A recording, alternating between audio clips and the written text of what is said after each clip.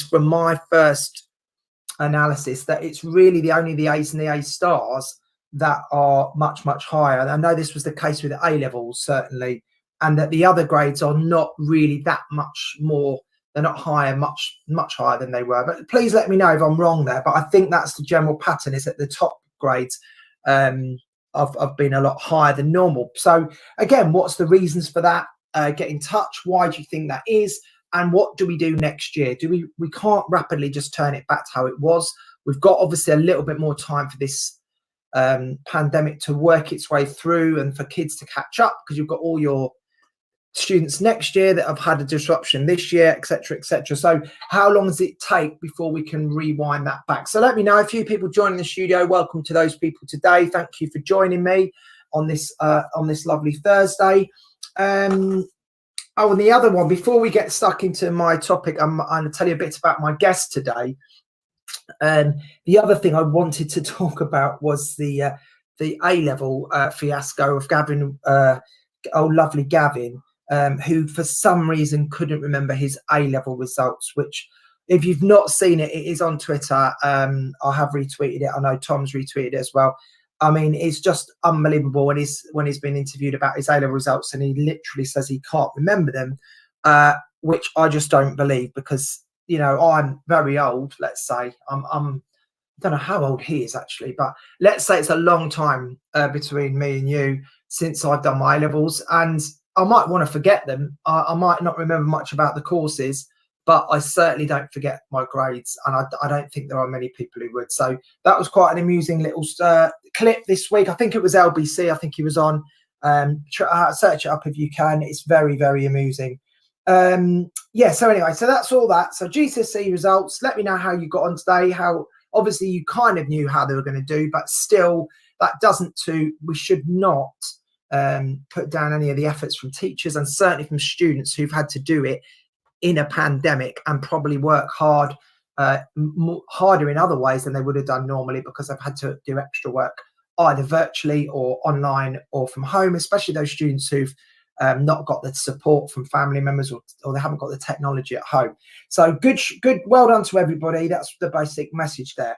So today's show, well, before I just get stuck in and tell you about my guest Robbie Jacobs, who works for the Boston Choral Youth Choir.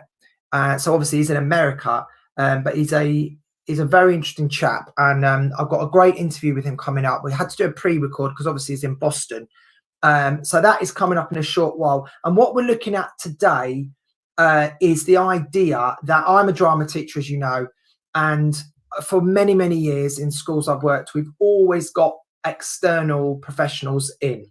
So I know this does apply to PE as well, and it may well apply to other subjects. You may be a food tech teacher that has had a chef come in or something like that. But anyway, in the arts, we use it quite a lot, and I've been lucky to work at schools where we've had fantastic companies come in to do workshops, one-off workshops, 2-hour workshops, such as Frantic Assembly, Gecko Theatre Company. I've worked with local organisations such as Redbridge Drama Centre, which is up the road from where I live in London, who are a local arts centre. So we support them by getting their staff to come in. Semicor, Boy Blue, Irie, who are an African musical, theatre, dance and storytelling company. So there's loads and loads of fantastic practitioners out there that you can get in as a teacher. And if you're more of an NQT listening, or you're more someone who's just started teaching, this might be something you haven't done yet or thought about doing. But basically, it's a really valuable way of getting your students to enhance their curriculum and just get another voice sometimes. It's nice. I've had practitioners come in and, you know, the kids are in awe of them because they're professionals, and Sir's just a sad old teacher. And they come in and then they say all the exact same things I've been saying to them for years. And then when the people go, they go, oh, yeah, they were cool, sir. I'm like, yeah, they were very cool. They weren't wearing a suit. They were cool, yeah. And then it always ends in me saying, yeah, but they kind of said the same things. And they're like, oh, yeah, that's what you've been telling us for ages, isn't it, sir? Yes, it is. So sometimes it's nice to get a different voice, but there are other benefits. You get to see kids act in a different way. You might get your students off timetable for a certain amount of time, and you get people in and it really gives the students a different one-off experience. Oh, great, got a little message there from Libby. Thank you, Libby, for joining us. Libby says, as a history teacher, I used to get drama companies in to bring history alive. Yeah, this is another massive angle. Queen Elizabeth was my favourite. She acted as Queen Elizabeth to the students and I had to ask her questions, which was epic. No, totally agree. That's another angle. I've seen English do it a lot with outside touring theatre companies bringing in Macbeth or whatever the set text was, the whole year group, or you can get it just with certain groups. Now, the point of the show today is what I want to get a bit of discussion about is if you do that, let's say with the arts, you bring in a professional theatre company and they work with your GCSE group for a couple of hours. Now, most companies will make it bespoke to what you've asked for. So I would always say, yeah, can you come in and we're working on this. I'd like you to help our students, let's say with devising. I want you to help them, work on how they would develop character, just an example. And obviously they do fit it around that, but often they're trying to do it within their own artistic experience. So for example, Frantic Assembly, for those of you who don't know, are a physical theatre company, and they would come in and it would obviously be based on that. Now that's all brilliant. And I can hear you thinking, well, where are you getting to with this, Seb? What I'm trying to say is sometimes there is a bit of a tension between you bringing these people in and, well, I've certainly felt this towards the end of the last few years of me doing this, was that you sometimes come out of it and I would be a bit like, oh, yeah, but how much is it really impacting on the kids? How much does it really help them improve their skills, their knowledge for their GCSE? And because of the recent changes to GCSEs, I felt even more pressure from my line manager or from the head teacher to justify it, because they're obviously not free. They're a business, they've got to earn their money, which is fine. They're usually fairly reasonable, but you're still talking usually, a good few £100. And it can give the kids a brilliant experience. But there's also this issue sometimes with, if it was great and they enjoyed it, but actually what did they get out of it? And I know you can't quantify every single thing that a student, a benefit of every single company coming in for every kid, because every kid reacts differently and may respond differently, or may just to get a confidence boost. That might be massive. I've had practitioners come in, strangers to the students, but when they've gone, I've had a couple of girls in the past, I remember, their confidence visibly grew in front of me by having a professional come in and say to them how amazing we were.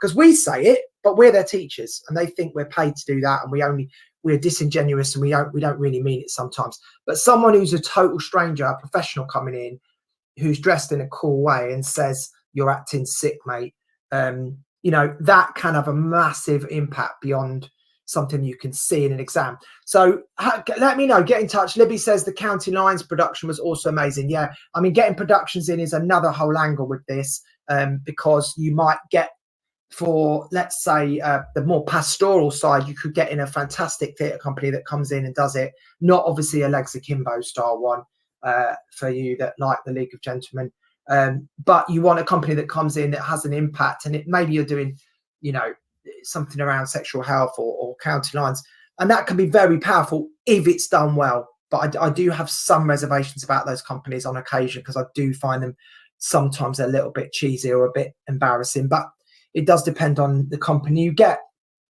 So what we're kind of looking at is, what is the balance between how much can you do that? How many times within your curriculum could you bring those people in? What sort of budgets are people on? So let me know. I, again, was very fortunate to work at a performing arts school where for a long time we had a massive budget for this. I mean, that eventually did dwindle down due to cuts, but we did get a nice big budget, which we used to get companies in, and we'd have 3-day residencies with hip hop and all sorts of dance companies and music companies and instrumentalists and all sorts of things.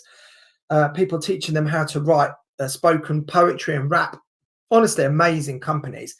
But I sometimes did feel, as I had a department at the end, right, well, what has everybody got out of that? Has it been value for money? What are the core skills that those students have picked up?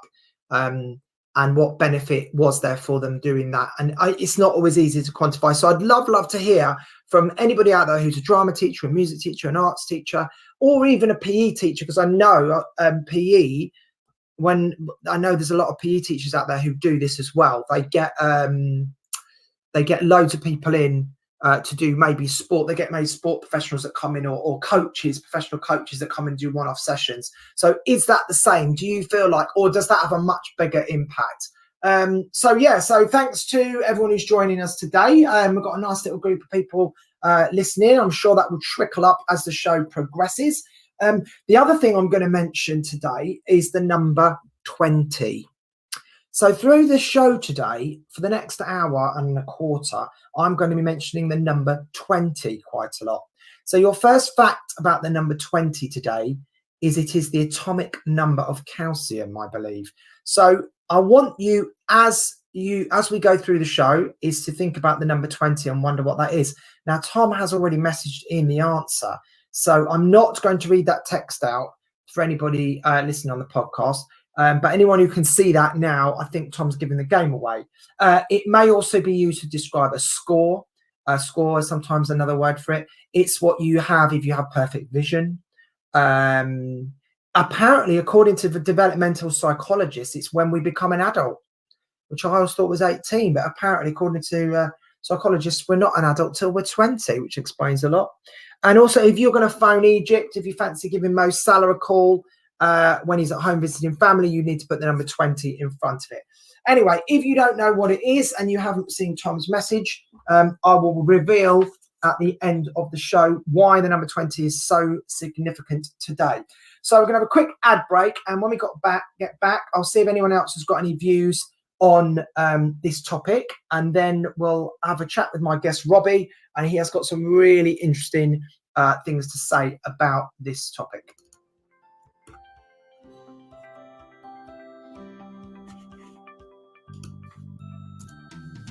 Creative Resources, made for teachers by teachers. At Creative Resources, we've been rethinking what a classroom can be. We've created a huge range of more than 2,500 original and exciting resources that span across more than 15 different subject areas. Whether you're looking for primary or secondary level resources, careers options, PSHE, arts, or humanities, Creative Resources have the resources for you.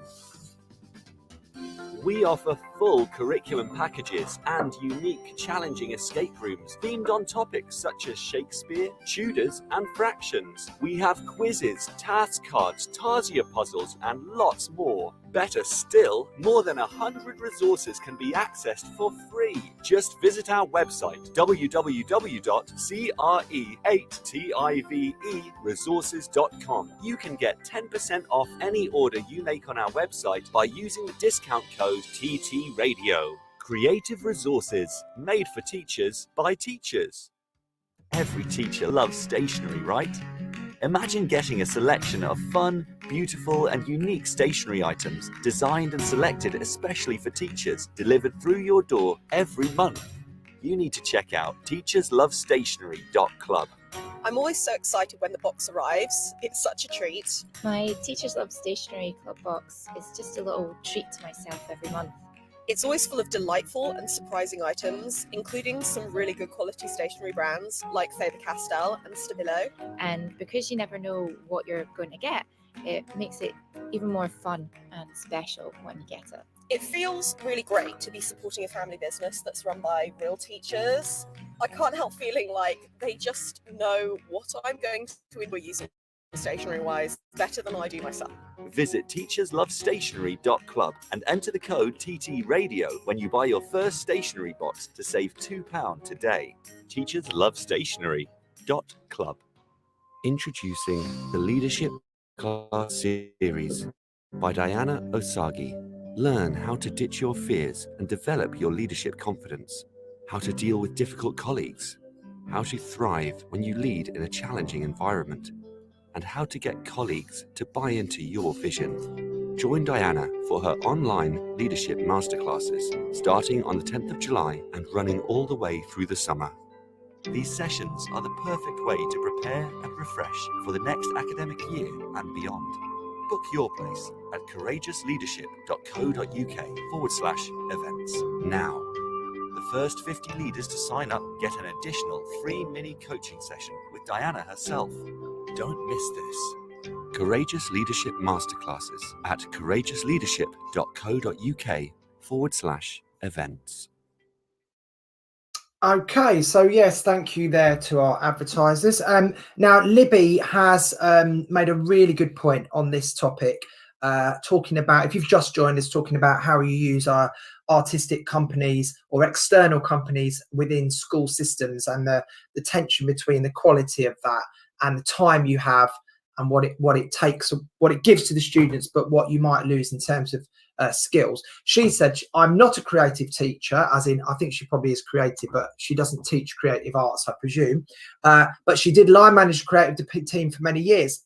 We had such a small budget for external companies, so we went to the community and local and got a lot for free. Some were great, others, as you've already mentioned, were not. Hardest thing is that a lot of the time you can't quality assure before they come, and that is a big problem, where, as I mentioned earlier, sometimes we'd get a youth theatre, or they're called a TIE normally, out there, theatre and education company, to come in, and or someone else would book it. So someone who's ahead of year would book it without first coming to see me. Not saying I had to do that, but as a drama teacher, it sometimes would have been nice for them to say, do you know anything about this company?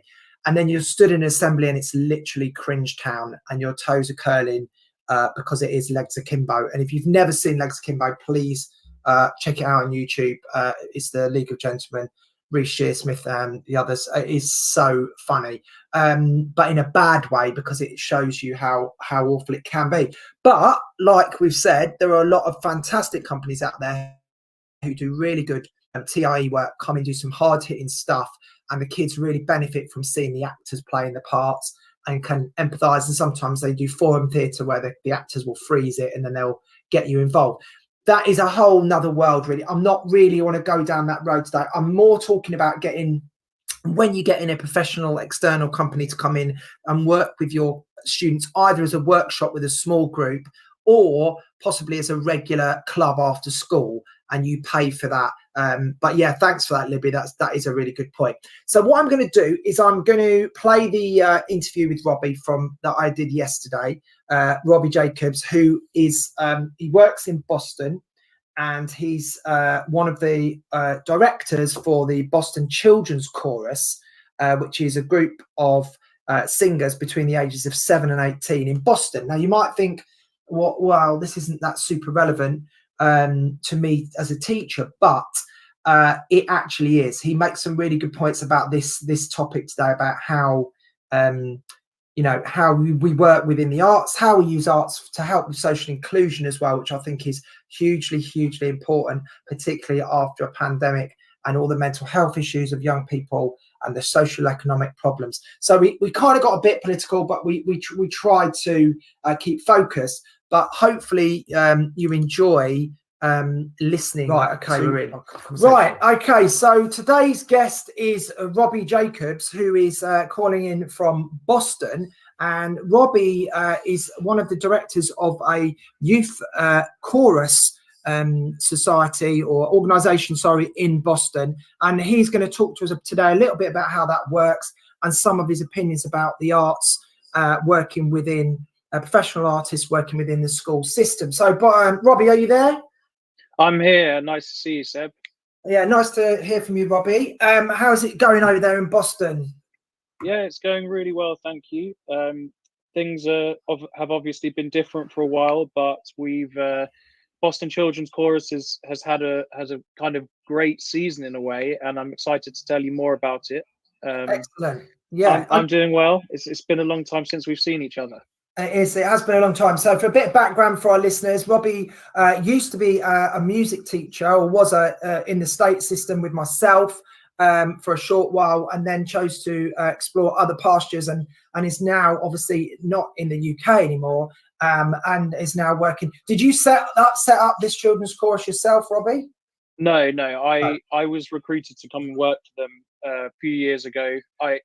When Seb and I were colleagues, we worked together for a few years. Seb taught me a huge amount about teaching in the classroom, and then I kind of pivoted to education outside of the classroom, mostly in choral music. So I'm a choral musician, a choral conductor.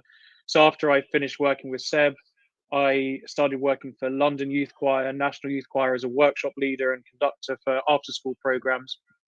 And through that work, I met colleagues in America and ended up in Boston working for Boston Children's Chorus. Right. Okay. So that's great. So they recruited you directly, yeah? Kind of, yeah, through a mentor. Yeah. And yeah, it was good luck for me at the time and gave me the opportunity to explore teaching abroad. Of course, yeah. So obviously, some of our listeners do teach abroad, and some may well have had experiences with either National Youth Theatre or National Youth Music or various different. There's obviously loads of organisations, charities set up in this country that do outreach work with schools. So please get in touch if you've worked with any of these people and how you've used these practitioners with your own students. So Robbie, tell me a bit more about the organisation, the Children's Chorus that you work for. How does it operate, and where do you get your participants from? Sure. Boston Children's Chorus is kind of a unique organization in the sense that although it is primarily a music program, its mission is a hybrid of music and social justice. So the mission statement is to connect Boston, to harness the power of music, to connect Boston's diverse communities and cultivate empathy and inspire social inquiry. So the idea is that we bring together kids from across Boston, from diverse backgrounds, to sing together and achieve some social cohesion, encourage kids to the world around them through the music.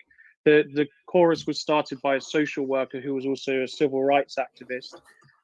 His idea was that he looked at the school systems, particularly in Boston and lots of cities around the US, and said, well, the problem is that there's huge segregation in the schools that kids are going to. Even post at the legal segregation, schools, catchment areas were really racially homogenous. And Right. the guy, Hubie Jones, who's a Boston legend, thought one way to bring kids together is to set up something that they can engage in, find in common, which in this case is music, but could equally be a sport or anything else that kids are passionate about. For us, it's singing. And so bring kids together from all across the city with a common love of singing. So dialogue about identity, similarities, differences, learn about other cultures. And so that's what really makes Boston Children's Chorus different. It's all about choosing music that can bring people together, representing a diverse range of cultures and people in the music that we choose, and then also trying to apply that accessibility and equity lens to everything that we do. So how is it paid for? Where do we do our concerts? Where do we run our rehearsals? All of those kind of decisions that we make on a daily basis. The first priority for us is creating an equitable program, marketing it to diverse people around the city, and really trying to make it into an environment that's multicultural and pluralistic.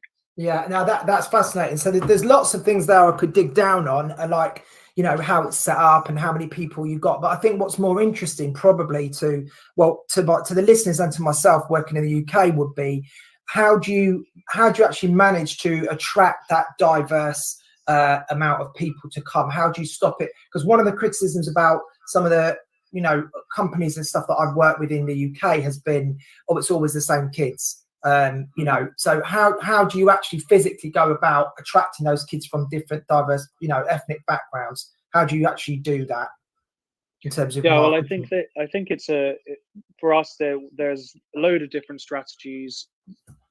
The main ones are to do with partnerships with affinity groups around the city, churches, schools, youth groups, YMCA groups, that kind of thing. But then it's also word of mouth, and also setting up a program that feels inclusive and accessible. So I think that in quite a lot of cases, organizations will say this organization is for everybody, and it's about diversity, and we want to make it accessible to people from lots of different racial groups.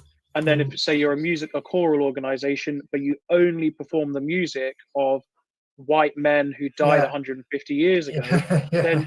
then you're not really doing you're not living the representation that you are Yes. speaking about. Equally, if your staff all looks the same and doesn't represent the student body that you're trying to attract, then Yeah.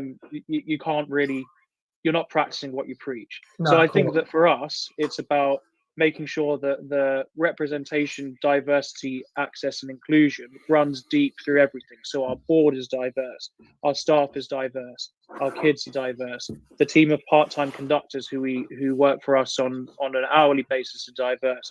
And that's not to say that we've reached maximum diversity at all, and it's something that we are always looking at and looking at the data on, and trying to make sure that we're living up to what we say we do. But primarily, it's right that it's the heart of what our focus is to make an environment where all cultures and values are appreciated, and people can learn from one another. Yeah, of course. So how much do you have to do with that, or you just do the artistic side, or is there other people that their job is to do that bit, or do you all kind of do it together? I think that as a team, those values run through everything that we do. And so everybody, regardless of their position, has a role in creating that atmosphere.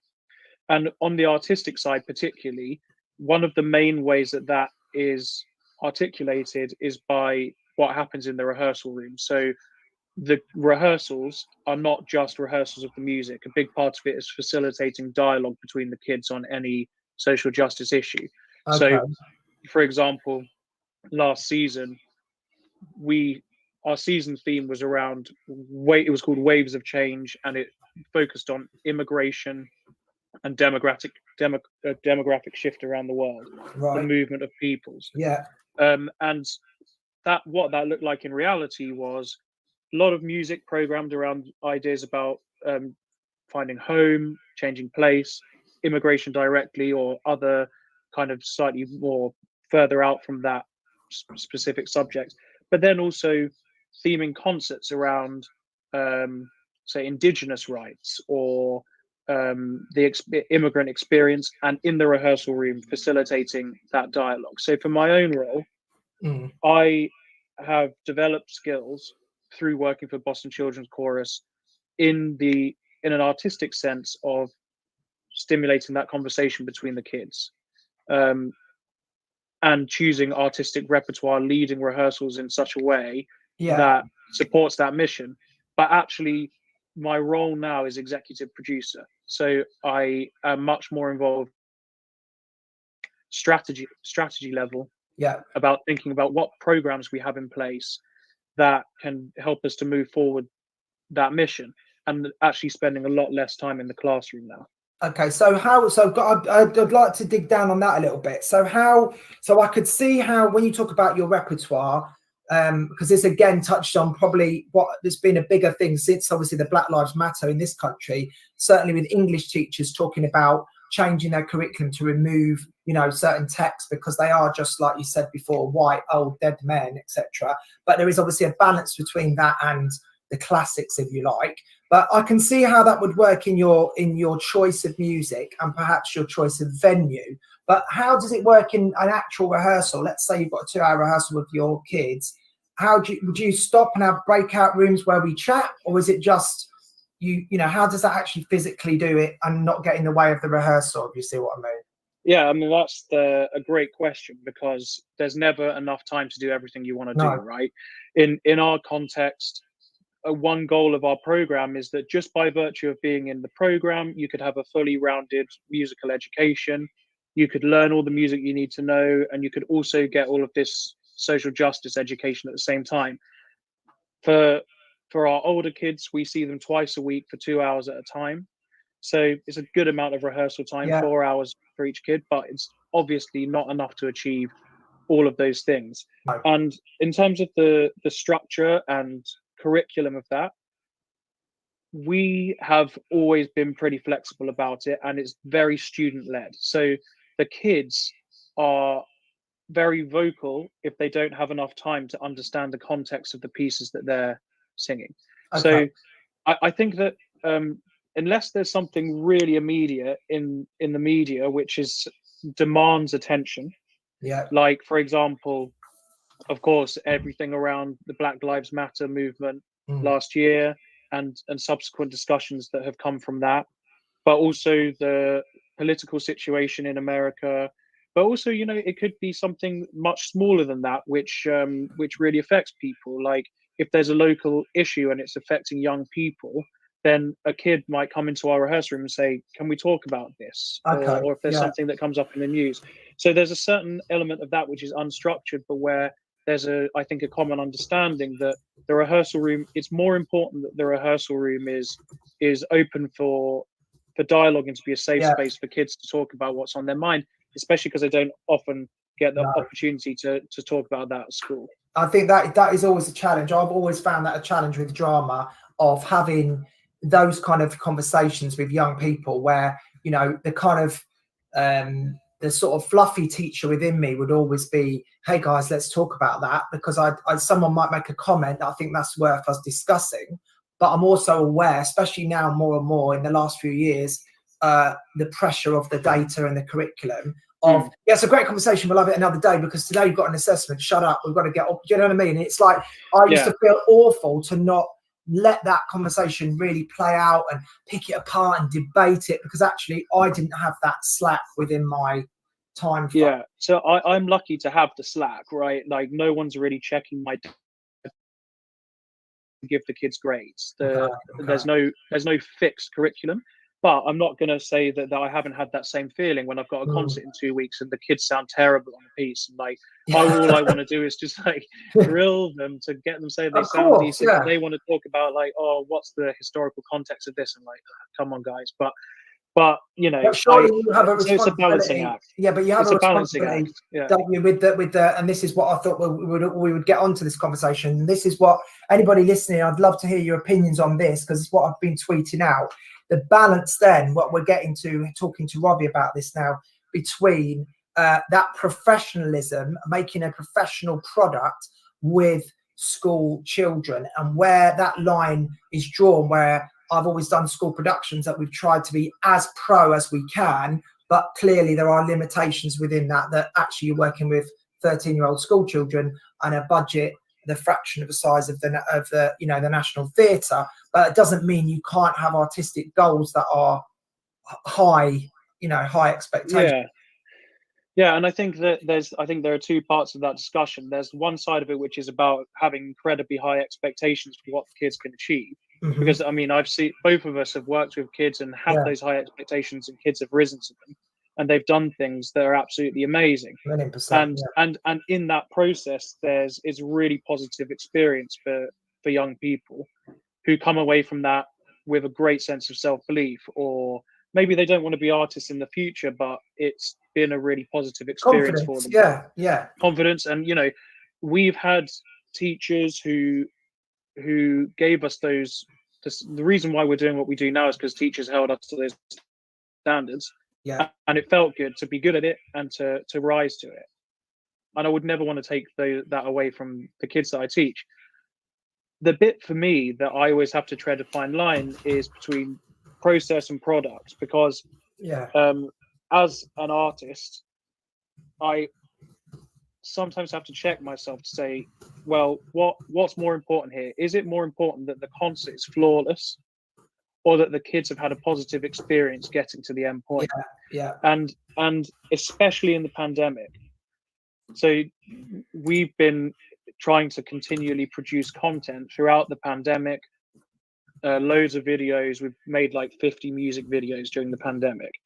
And that's required the kids to be on a pretty consistent recording schedule, quite high pressure, and trying to find the balance between letting them say, I can't do it this week, or actually I just need a couple of weeks off, against saying, well, you know, we're all proud of the product, and none more so than the kids, is quite tricky.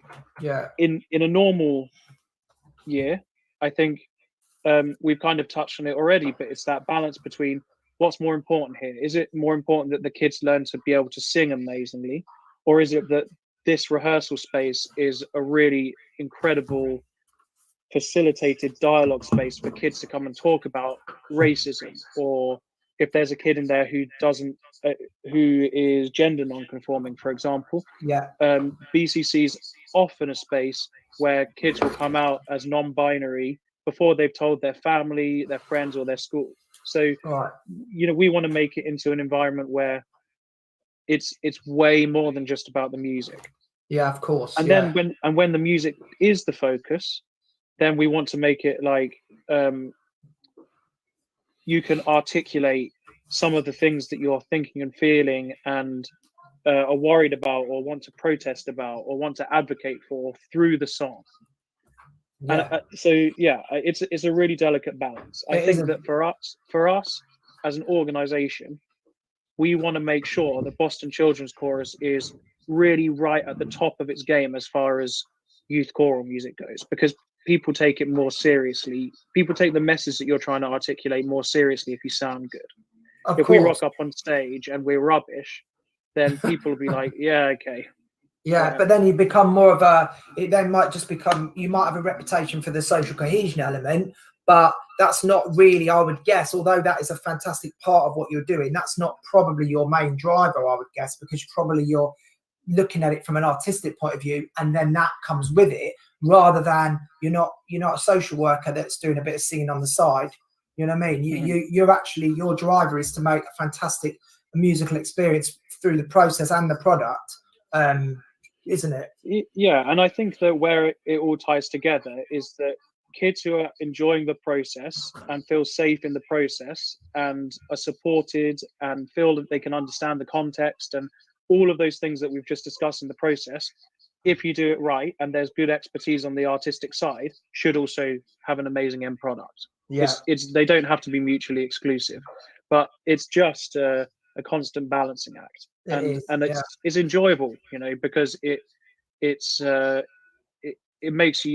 on your toes, and it's a challenge. Yeah, totally. And I think there's massive overlaps for any drama teachers listening. There's massive overlaps there with acting, because, you know, with actors, it's the same. I did a workshop at the National Theatre once where they were working on showing us process, and it was great and it was really good, and we got great performances out of these kids, but it took a long time.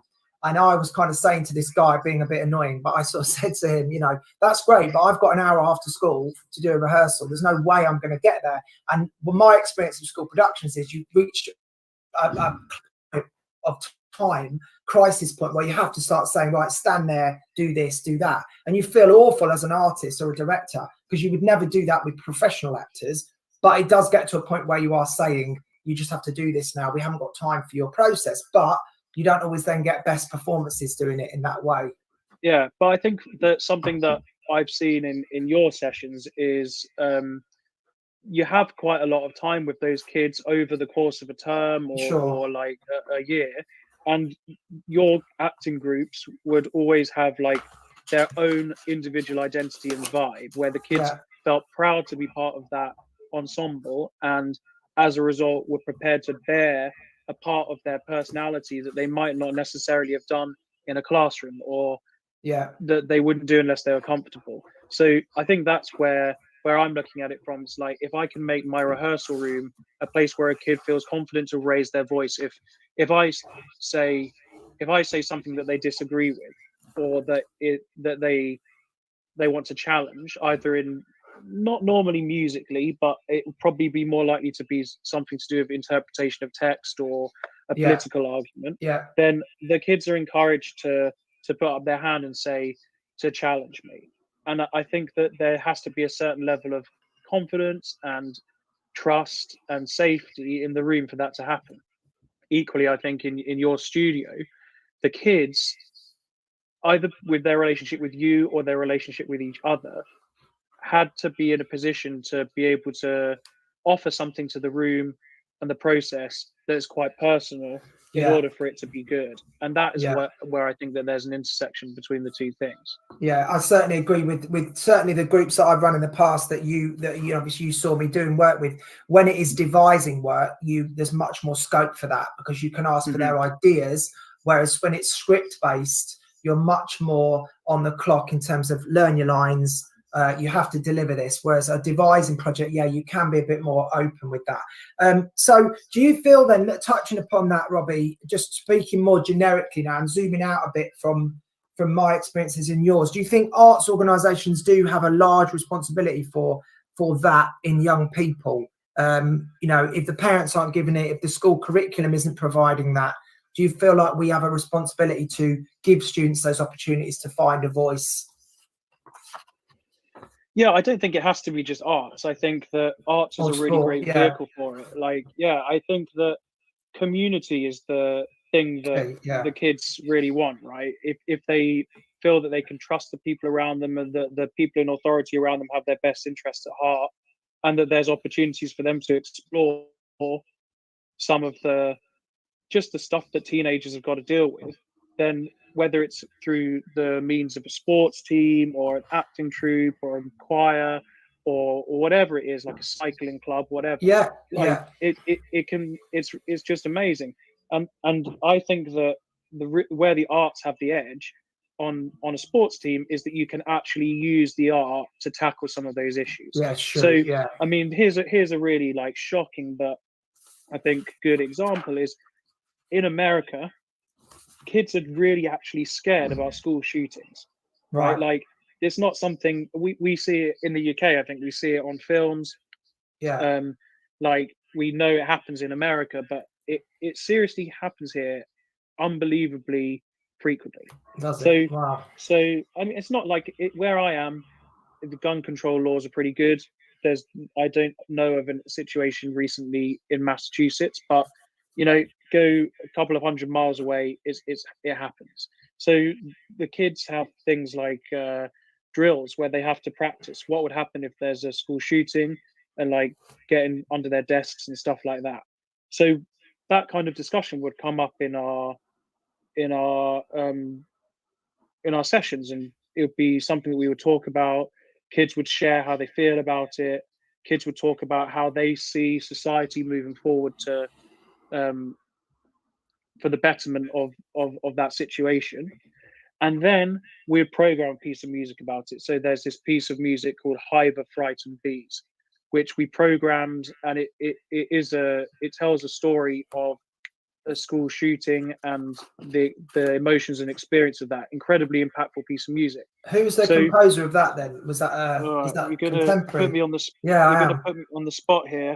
Yeah, so right. Google can always save the day, but I guess that's a contemporary composer, is it? It's not. Yeah, and quite a lot of the music that we do is contemporary. So yeah.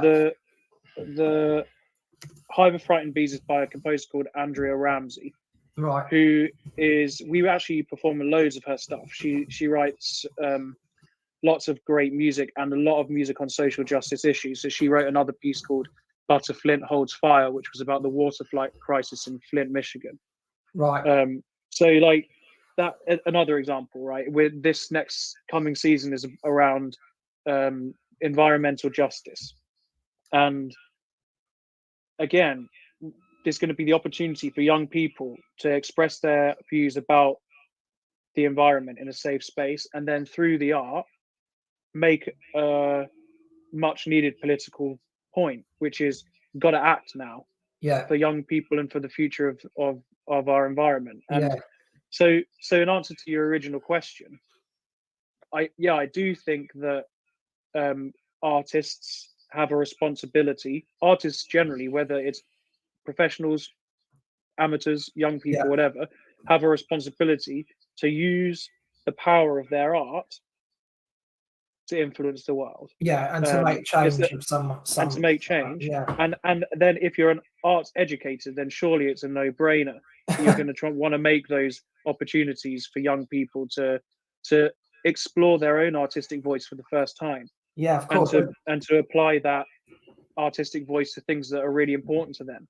Yeah, and I guess one of the balance points is, which is the last point, just to talk, because I know you've got a rehearsal coming up very shortly, Robbie, so I won't keep you too much longer, but that brings me on to my last kind of discussion point, which I've been tweeting out the last few days about if I'm in a school and I get an external person in like yourself or an arts education, an arts establishment, and they come in and do a workshop with my year 10s, sometimes I would feel, right, that was really, really good as an experience, but I'd be getting pressure from my SLT to be justifying the cost of that by kind of somehow balance that against, that's going to help them get better grades. And you can't always quantify that, because like what you just said, it might just be that it's unlocked in them the idea that drama or music or whatever it is can find, open up ideas within them, that it's not something you can sort of teach someone in a one-off lesson, whereas an external person coming in can do that.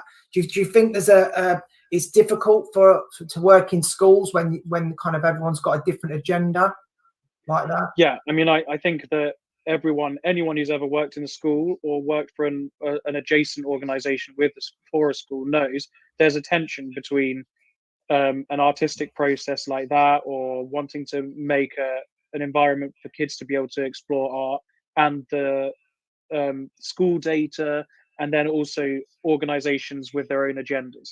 Yeah, I think that before I moved to the States, something that took up a load of my time and that was a majority of my income was being a one and done, fly in, do an hour and a half workshop on singing, get people excited and energized, and then leave and never come back. Yeah. And there is a role, I think, for that kind of workshop. It's engaging. If you're that kind of workshop leader, then your skills are different to the classroom teacher, in the sense that you probably don't have that much material, but the material you do have and the delivery of it is really, really good. Yes. So you can get people engaged in the topic, and if you're working closely with a classroom teacher to think about what the next steps are post workshop, then it can be really good. I'll give a shout out to the Voices Foundation, who they have a program where they do these workshops, not just one, but a series of workshops, and then the workshop leaders work closely with the teachers to try and embed that practice in the schools for choirs. Right. For Boston Children's Chorus, we don't really do the one and done workshop, because, as you're saying, like, it doesn't really work for our program, right? Like, we're trying to say that we want to make spaces where kids trust the leader, and the work builds on itself. So we sometimes do workshop series. We'll do like a series where we go to a school 4 or 5 times. The bit of your question, which I think identifies a tension which isn't solved by what we do, and I think would take a lot of collaboration between school systems and non-profits, is there's, outside of the soft skills that you can learn from being involved in a drama workshop or a music workshop, what we do is not going to have a direct impact on your grades, and grades, honestly, I don't really deal with grades. No. And that's a nice luxury that I have for not working directly in a school.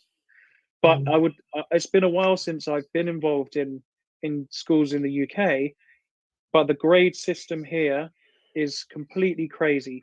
There's kids checking on their phones for updates to their grades every 5 minutes. Oh God. They're on continuous assessment for the entire time they're in high school, from 15 to 14 until they leave, where everything that they do counts towards their final score. Yeah. So you can imagine what kind of stress and pressure that's putting on young people. So from where I am, I'm just basically encouraging kids to come to sing in our group and just leave all of that behind. And to just use it as an opportunity to grow in ways that are not connected to a 4.1 score or whatever it is. But I think you're right. I think I've been very lucky to work at the schools I've worked at and have very supportive head teachers who have allowed that, and have not, been. I can imagine some head teachers are not necessarily, but luckily for me, my ex-head teacher had a drama background, so she could see the value in the work that was being done, not having an immediate quantifiable effect. And also, I think what people are moving more towards in this country, I would hope, is the idea of feedback being not grade-based and being about the process. And it could take you 2 or 3 years to attain a skill, not 2 or 3 weeks, So people are coming around to the idea of, right, actually what you've done today has helped you develop soft skills, like you say, or might have just awoken something in a student that isn't then going to be tested in an exam, but is still going to help them develop as a performer. Yeah, definitely. And I think that trying to get out of that quantifiable mindset for skills where often it doesn't actually matter how good you are at singing to get something out of the program. It's about the fact that you did it and you participated in it with other people who had a common mindset, that you worked to get to an end point, that you experienced the adulation of the applause. Yeah, that of you course. thought Even if there's a carefully little about the mistake, art. it doesn't matter, does it? It's not It doesn't flawless, matter. like you say. You're not going to get that, are you? And they're not. maybe you are trying. You're aiming for a performance with no mistakes. The kid gets really passionate about it and works every evening after school for 2 hours to learn their music, so that they come to the rehearsal on the Thursday and they've got it right. But the marker of success isn't necessarily that they nailed the performance. No. The marker of success is that they thought about the performance, engaged with the art, and felt included in the community. Yeah, and also that sense of satisfaction of doing it, isn't it? It's like I always say to performers when you do a show and you have to give notes, and often the kids are like, sometimes you get those kids who are like, oh, you give the notes, it's like, oh, when am I going to do it right? And I'm like, no, even a professional director would still give notes. It's not about that you've done it. It's just tweaking it for the best, the best product, if you like. But actually, the point is they've gone through it. They've had the guts to do it. They've engaged with, like you say, they've worked with other people. They've done something as an ensemble. They've had the adulation of the crowd, and that is, to me, when I used to do productions at school as a student, that was why I did it. It wasn't to. And of course, my teachers, like you say, encouraged me to. Also, the girls. You wanted to meet the girls. Well, of course, there was that aspect to it, but I think a lot of people would say that there's an extra residual benefit of being in school productions. But anyway, we won't go down that road. But anyway, listen, I know you've got a rehearsal, Robbie, so I really appreciate your time. You've come up with some really interesting angles, not just from America, but also for the arts in general and the social cohesion element. So we'll dig into that more, hopefully with some callers that I get in the rest of the show, and some messages. So please get in touch. And thanks for being part of Teachers Talk Radio. My pleasure. Nice to speak to you, Seb. Good luck with the rest of your time in Boston and with your move to San Francisco as well. Thank you. All right, we'll speak again. Thanks a lot, Robbie. Yeah, later. Live from London, this is The Drive Home with Seb Ventura on Teachers Talk Radio. Yes, good afternoon, everybody. Just coming up to 5 o'clock. Today, we're talking about how we use external professional companies to enhance the learning of our students. We're also talking about GCSE results today. Obviously, hopefully, everyone's had a good one. Let us know how you think that should work next year. Get in touch, as always, through the Podbean, through Twitter, and through our website, ttradio.org. Live from London, this is The Drive Home with Seb Ventura on Teachers Talk Radio. Live on the Podbean app or desktop player. Just head over to www.podbean.com/LSW/TT Radio or search Teachers Talk Radio. Follow the hashtag TT Radio. Yes, good afternoon. So hopefully people who've been with us for the show today got a nice little group of people listening in, or you maybe are listening back through the podcast, through the website, or through Spotify, just listening to Robbie Jacobs there. So thanks again to Robbie for joining us and giving his interesting angles. So I'm going to go back and just read out some of the texts that were happening through that interview. So a lot of interesting points around this topic. So we had somebody earlier on, I think it's GM Bream, talking about the company ZooLab or other animal handling companies. So I know science departments use them, and they were very popular for a long period of time and were quite expensive. And this is where you get companies come in, they bring live animals in, often reptiles or often exotic animals, and they bring them in and the kids get to touch them and pet them and play with them and see them up close. And I think there was a bit of a reaction to that after of people saying, well, the message here says ZooLab and other animal companies were popular, expensive, and kids only, inverted commas, had fun. At my old school, we set up our own zoology club, lots of animals in school, much more worthwhile in terms of budget and sustainability learning. So that is the issue, is that you can do it. It costs a lot of money. They come in. are they doing anything differently to what you could do yourself if you ended up spending that money on getting those creatures in, or having somebody who could come in and look after them? So that is a really another good angle about this. We've got a few discussions here about the measuring of impact. This is where it gets complicated, isn't it?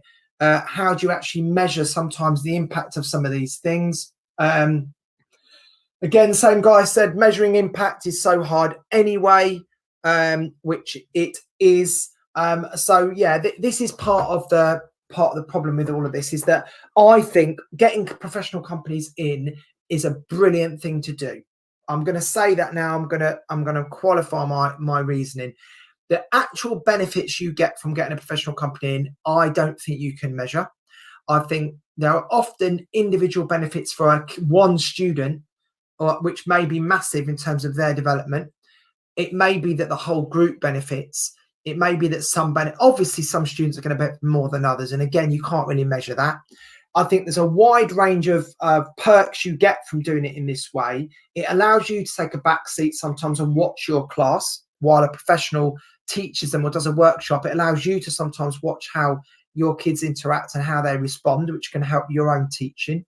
It can encourage students to perhaps go further after they've got their GCSE. So it might encourage them to go into sixth form or university, or even a professional career. So there's lots and lots of things which you wouldn't be able to measure and say, oh, before they had this and now they have that. I think we've got to move away from trying to measure every single thing in education, particularly when it comes down to the arts, because there are so many, a myriad of values and payoffs with the arts for young people and developing young people that are not things we can put in pots or spreadsheets or graphs. And I think we need to just get away from that and remember some of the stuff Robbie talked about, the social inclusion element that the young people need.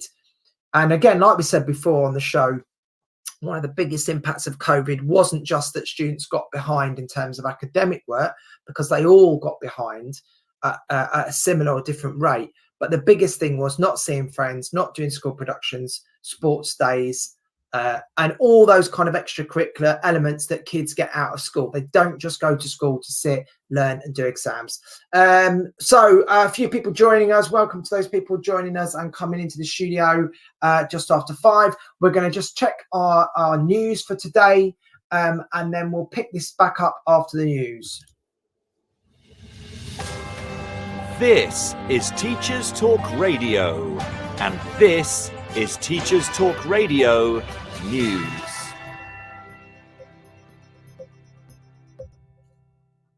This is your latest Teachers Talk Radio News with Gail Glenn.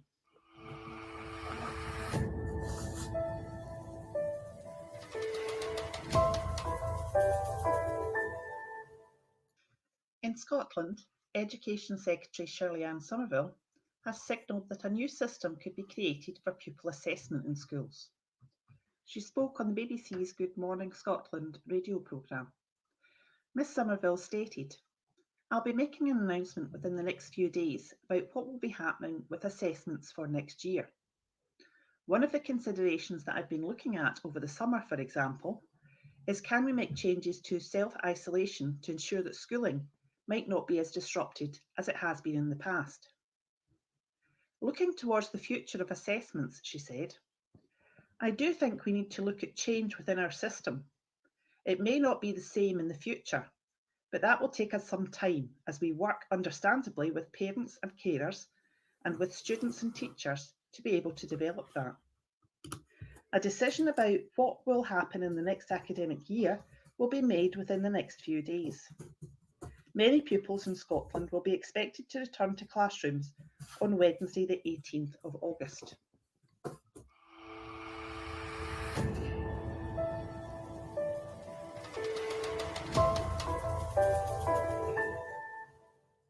According to Professor Mark Naslin, a climate change scientist at University College London, changing school menus would help to train children's taste buds to like healthier, lower carbon foods, and force businesses to develop tasty vegetarian and vegan meals. Professor Naslin has predicted that in the future, poor quality meat imports will be banned from the UK and people will eat good quality meat rarely. He said, if you get the incentives, the regulation and the taxes right, then you can shift a whole population's diet to a much more plant-based diet and will increase everybody's health and longevity.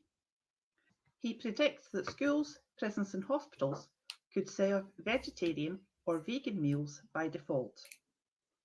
The UK's food system is responsible for around 20% of the country's carbon emissions. The Committee on Climate Change estimates up to a fifth of farmland will need to be used for tree planting and nature restoration to get to net zero emissions, and people will need to eat less meat and dairy. This has been your daily education news briefing.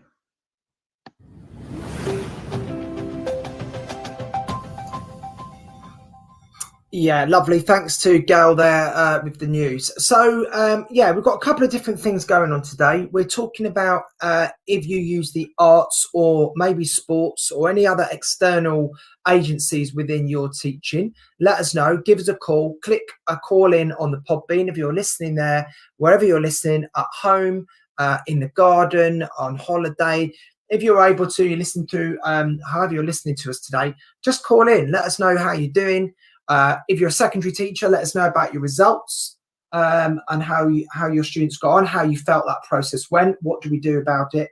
Do you think there's some drawbacks to it? Obviously, being examiners on top of everything else and not getting, you know, the schools losing budget, that they've got all that. But I mean, just in terms of your own students, do you think that worked better? Do you think we should go back to how we usually do it? There's a lot of discussion to have there. So we've got that going on because obviously today is GCSE results day, even though it's a bit weird and it's not quite the same, that nervousness that we usually have the night before of not knowing what the kids have got. Obviously the students should have got that because they probably weren't told. They shouldn't have been told, I guess, what they got sure in advance. But now that they've all been ratified and those students know where they're going, they would still have had that experience and they know how much work they put into it. But I know it's slightly different for all of us this year. So what's it going to look like next year? So we've got all that debate to have. I'd love to hear your views on that. So please give me a message or call in if you can. Also, if you have used external companies, whether that might be a science company, history, English theatre companies coming in to help with English, workshop leaders for PHSE citizenship, or maybe you've done it for music or for dance or for drama. Any of those would be, I'd love to hear from you. Like I say, I've used lots of companies over the years. Most of them, I would say 90% of them have been excellent. There's only been the odd one where I've thought either they've not been good because they've either misjudged the pitch of it to the age group. So sometimes you get a company in doing something for year 10 and it's too babyish, etc. Or they are a great company, but they send out a workshop leader who isn't very experienced and that person sort of struggles. And I've had that before where, you know, I remember thinking sometimes you can have a workshop leader who's really good with behaviour in terms of just engaging the kids, getting them doing stuff, and they don't have a problem. And then other ones that are not quite as dynamic, and you end up having to help out with behaviour management, and it all gets a bit messy. And then that person sort of says, well, I'm not doing it unless you can, you know, get these kids quiet. That can be very embarrassing, but not that that's happened very often. But sometimes that's not the fault of the organisation. It may just be that individual who's not experienced enough or you know, hasn't had that support in their training. So anyway, so there's lots of advantages to it. I think no one would disagree with that. But where there is a discussion point, I guess, is that when you really boil it down to, you know, we're all stacked for time, aren't we? Let's be honest. We're all trying to get through a curriculum in a set amount of hours. I'm not always against it. However you teach, I think I don't know any teacher who would say, no, I don't need any more time. It's just cool. I'm chilled. Every teacher always says, because you lose lessons, don't you, in the year that you don't know you're going to lose. Like suddenly there's an assembly, or suddenly something happens, or there's a fire drill.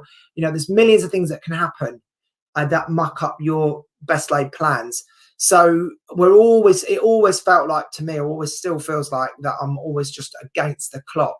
So if you give up, let's say 2 hours of your plan of your scheme, of your mapping, to say, okay, in week 4 we're going to get a guest company to come in. That's great, and it's something to get excited about, and the kids get excited, and obviously usually if there's no cost involved, it's all fab as well.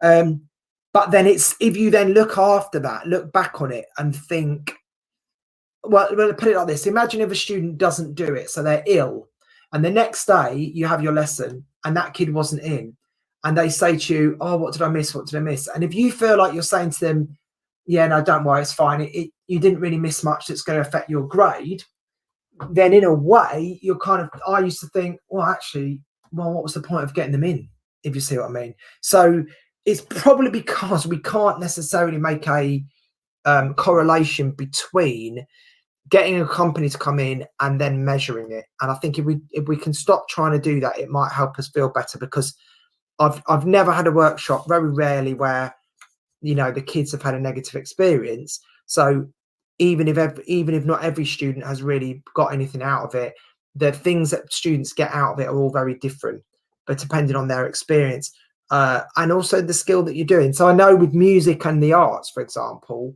sometimes getting an African theatre company to come in, or we used to use this a rap company from Liverpool. I can't actually remember what they were called, but they were based in Liverpool, and they came in and they were amazing, and they did beatboxing, they did how to write rap, how to use microphones. Now, none of those things for year 7 and 8, they're not on any curriculum. Even if they do GCSE music, they're very unlikely to have used any of those skills 2 years later. But they absolutely loved it, and it was one of the reasons the kids liked coming to that school. It was one of the reasons we were oversubscribed. It was one of the reasons we had the Arts Mark Award. It was one of the reasons when we got Ofsteded that students came out with things like, I love coming to school. Now, those kind of things, they're not necessarily measurable. But if you create a culture where these kind of things happen regularly, if you've got the budget, or if you can get the support to do it, then they are massively impactful for lots of reasons that are not on a chart. And we tried to do as many as we could with Key Stage 3, just to get them to love the arts and to express themselves. And then with GCSE and A-level, you might be a bit more specific about a certain part of the course that you think, right, I want them to really unlock here. And that is different. I think you have to be more careful. But anyway, let me know. You may disagree. You may say, oh, they're a waste of time. I've had workshop leaders, I've had people in that are a waste of money. Somebody said, I think Libby's saying earlier, that sometimes you get them in and they're not very good, and then you feel like there's no way of quality assuring them. You can look them up, you can read their website, but no company's going to put bad review on there. Sometimes they have a reputation, don't they? You can speak to other professionals in your field who may say, "I'll highly recommend someone," but it still has a sort of slight risk element. Okay, we're gonna have a quick ad break, and then we'll pick that up straight after that. Every teacher loves stationery, right? Imagine getting a selection of fun, beautiful and unique stationery items designed and selected especially for teachers, delivered through your door every month. You need to check out teacherslovestationery.club. I'm always so excited when the box arrives. It's such a treat. My Teachers Love Stationery Club box is just a little treat to myself every month. It's always full of delightful and surprising items, including some really good quality stationery brands like Faber-Castell and Stabilo. And because you never know what you're going to get, it makes it even more fun and special when you get it. It feels really great to be supporting a family business that's run by real teachers. I can't help feeling like they just know what I'm going to enjoy using stationery-wise better than I do myself. Visit teacherslovestationery.club and enter the code TTRadio when you buy your first stationery box to save £2 today. teacherslovestationery.club. Yeah, good afternoon. So it's just coming up to 5:15. I've got about 15 minutes left of the show today. I've got a few little bits and bobs I need to talk about towards the end, some little housekeeping things. But while we've still got a bit of time, just encouraging people to click the call in button. Remember, I've got a nice Teacher Talk Radio mug that I can send out to anybody who calls in or send me a message. So we're looking at a couple of things. Looking at GCSE results today coming out across the country, how your students did. Let me know. did they do very well? Earlier I mentioned about the A's and the A stars, or the 9s, sorry, I should say the grade 9s being very high. Certainly for A levels, I know that the A's and A stars were high, but you know, that is not inflation, is it? It doesn't work like real inflation. I hate seeing this grade inflation and graphs and charts where people say, oh, it's too easy. It is really not, is it? Anybody who's done it this year will know that actually there was more work for teachers and more work for students than ever before. So actually, how do we get around that? How do you explain to people who are non-teachers the phenomenon that has happened this year with schools? And of course, I mentioned this last week slightly, but the fact that private schools also, they always do better anyway, we know that, but they've done even more well because of this kind of teacher assessed grades. But ultimately, what the argument of all of this is that they are teacher assessed grades. These are not made up grades. The kids still did the work. They still sat tests, whether it was, you know, exams internally or it was, you know, a piece of work that were used. And they've got to be a bit more respect for the profession. You know, that these are not made up numbers. These are not people just trying to blag it and go, oh, I'm going to get that kid an 8 when they should have got a 5. No one is going to do that. And I think sometimes the general public, I don't know, but I think it's the media's fault. But they paint us as these kind of characters that would do anything to get good results. But I don't know any teacher that would do that. I literally don't. You know, you might get head teachers who kind of want to massage it a bit for the league tables, and that does go on for sure. But you can't. There was still moderation. There were still tests, weren't there? There were spot checks. There were people had to submit their grades for scrutiny, and obviously not everybody did that because there'd be too many. It would have taken forever.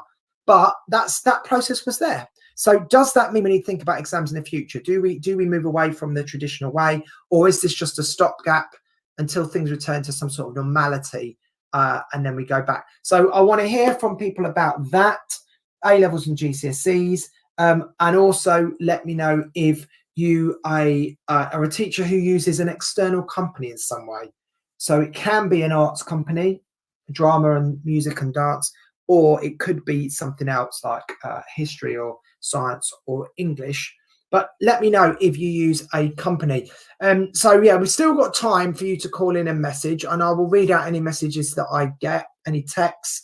And remember, you can always listen back if you're just tuning in now. Like I said last week, a lot more people joining the show in the second half. If you missed the beginning or you missed Robbie's interview, my guest today, please do go to the website and do the listen back function at www.ttradio.org, or search it up on Spotify and put in The Drive Home with Seb Ventura and you will see it. You can also message me on Twitter at Tripitaka74 and get in touch in loads and loads of ways. So what I'm going to do quickly, whilst I'm waiting, in case anyone does want to call in, I'm just going to keep chatting for the time being, but please just interrupt me, is I'm going to talk briefly a little bit about next week's show. So I'm really delighted that I've got my guests confirmed early, because that means I can sort of promote the show next week and get you, all my listeners, now ready, and for you to tell people. So next week I'm going to have 2 guests, and I'm going to go for I'm going to try and do a simultaneous a dial-up where I get 2 people, 2 teachers talking with me at the same time, because I think these two, they're 2 lovely teachers that work. One is a drama teacher, one is a geography teacher, but they both do a role at a school in Essex, which was a new role that they'd taken on last year. And the new role was called an Equality and Diversity Coordinator. So again, in relation to what Robbie was saying, this is an important part of modern society, but how do we get away from it just being a tag, a name, something just to put in a brochure? And I'm sure that Emily and Devon, my guests next week, will go into lots of detail about it and tell us all the projects they've done and the impact they've had. But again, just anybody who's got an interest in that area, in diversity and equality, or has a role at their school, please get in touch and get involved in the show next week, or message me. I will obviously get that out on the Twitter to remind you. But that is a little bit of a preview. Now, the other thing we're talking about today is the number 20. So as well as being the number that you have to dial to call Egypt, as well as being the number for calcium, as well as being how old you are to officially be an adult, it is also significant today because it is the number of the show that we are on. This, ladies and gentlemen, is my 20th show. So a small crowd has just gathered outside my house. I better just open it now. Hello. Thank you very much. Thank you very much. Thank you, guys. Thank you. My 20th Teacher Talk radio show. So for me, that is a big milestone. And thanks to everybody at the team, Tom, Mal, all the other hosts, and all my guests that I've had in those 20 shows. I've had some fantastic guests from a range of backgrounds and subjects and countries, random callers, people who've got published work, starting off with Kate right at the beginning, and Michael Charles and Zoe Enser and all those kind of people, as well as lots of other colleagues, teachers, and also just random teachers that have called me up. So thank you to, I'll just do a quick shout out to that because I think it's important. Here's to another 20, guys. That's all I could say. And we have got lots of new hosts coming on in the next few weeks. So we've used the summer holidays to really recruit some fantastic new hosts. So please remember that we are on most of the day in the holidays. We're broadcasting. There's a few little gaps here and there, but we are. If you check the schedule on our website, you will see that there's usually a show on. Now tomorrow's show, Kate Shire, always give her a little shout out because she usually has a stellar guest. And not that my guests aren't stellar, but she does put out the big guns because she obviously has got a nil black book of teacher people in pedagogy people that she manages to get tapped up. So if you don't already know, tomorrow she's got the amazing David Didow. I think that's how you pronounce it. I've never known if it's Didow or Diday or Dido, but that's how I say it. David Didow, I've got a lot of time for David and his books. Obviously he's written loads of books. I've seen him at the Festival of Education before. He generally talks a lot of sense. He's written some fantastic books about education over the last few years. So if you know of him or have obviously heard of him and you want to hear what he's got to say live, then tune in tomorrow morning. I think the breakfast shows now start at 9 o'clock in the holidays, not 7:30. You don't have to get up early. I will definitely be tuning in to hear what David's got to say and hear to what Kate's asked him. So that's a bit about next week. That's a bit about tomorrow. We've still got time today. Lots of people joining the studio like last week, joining me now with only 10 minutes to go. But that is fine. That is absolutely fine. I love having you on board. Thank you for joining us. But if you want to call in, make the most of it. You've joined us. Click the call in button. Tell me where you're listening from. What do you teach? Are you primary, secondary? Are you abroad? Are you in India? Are you in Africa? Are you in America? Are you in England, Wales, Scotland? Where are you listening in from? Be part of Teacher Talk Radio. We are interactive. We are live. This is not a recording. I repeat, this is not a recording unless you are listening to it as a podcast. Then it will be a recording, and you can't call in. They have that little message, don't they, on TV that says this is a pre-recorded show. Don't dial in. But now it is live, and it is just gone 5 on the 12th of August, and you are welcome. All the nuns, Mr. A, Caps, Heather, lots of people there who've joined the show in the last 10 minutes. Please give us a call. Tell us where you are. Tell us what you're doing. Have you received GCSE results today? Have you taken a year 11 cohort through? Maybe you didn't. Maybe you're doing that next year and you're worried about how that's going to go. Maybe you had A-level results on Tuesday that you want to talk about. And you want to talk about, or maybe you want to talk about your own A-levels. Otherwise, unless you're Gavin Williamson, you can't remember what you've got. Yeah, I had to get that in. Sad news about Eunice Stubbs as well. I mentioned right at the top of the show. Sad news about Eunice Stubbs. The old Aunt Sally, she would always be Aunt Sally to me, who passed away today. Love and condolences to the family. And yes, of course, the Olympics are over. I talked quite a bit last week about medals and things like that. That is all done and dusted. Fantastic, Team GB. Well done for that. It's now moving into the football season, which I know some people will not be happy about. But there will be a lot of people excited. I know a lot of my friends who are getting excited for the new season, which all kicks off tomorrow night, I believe, with Brentford versus Arsenal. Brentford, crazy times. Very pleased for Brentford. Right, so yeah, we've got a few minutes left before we wrap up. Thanks to Robbie Jacobs today, who called in from Boston, talked a lot about how he uses his music, his choral society that he works with, Boston Children's Chorus. Give them a shout out on Twitter as well. And he does a lot of work with young people in Boston, really changing lives, getting young people from diverse backgrounds, gets them involved in singing, but uses the singing as a vehicle to also talk about social change and just building confidence with young people, which is what the arts is really, really good at. So how do you belong to, do any of your students involved in anything like that? Do you run anything like that yourself, or do you get external companies in? The focus today has been talking about that and how what are some of the limitations involved when you get professionals in. What are some of the limitations? Some are that you can't quality assure them. Some are that you may not get your value for money. Some are that you may get a fantastic company come in and you're then feeling difficult to justify what they've done with the students in terms of real impact on their learning and their skills.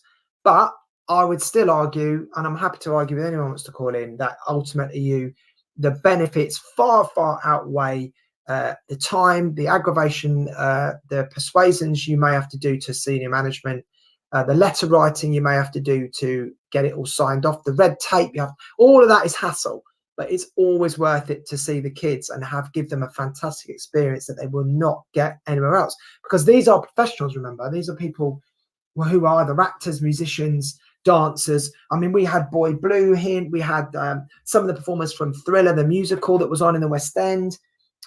We've had Frantic Assembly, like I said.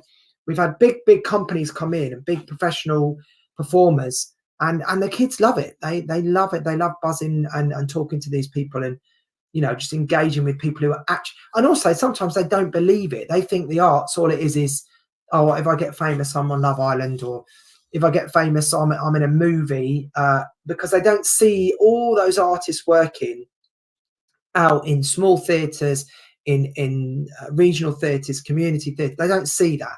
All they see is, oh, if I do drama, am I going to be a film star or a TV star? They don't necessarily see that there is a massive industry out there and jobs, and also the technical side, the technical theatre, the arts. There's so many jobs within that realm that young people they're just not aware of it. They don't know. They're just, I mean, a lot of young people don't get access to theatre at all, do they? Which is an absolute tragedy. But even if they do go, they don't necessarily see, oh, here's a career option for me, here's a job for me. So I think for that's another reason why it's always good to get people in to say to them, look, this is also a career. There might not be a lot of money in it, but there is options for you to explore. So that's another good point of it. So we're kind of coming to the end of the show now. I hope you've had a good one. I hope you enjoyed listening in today. Lots of listeners, thank you very much for joining me.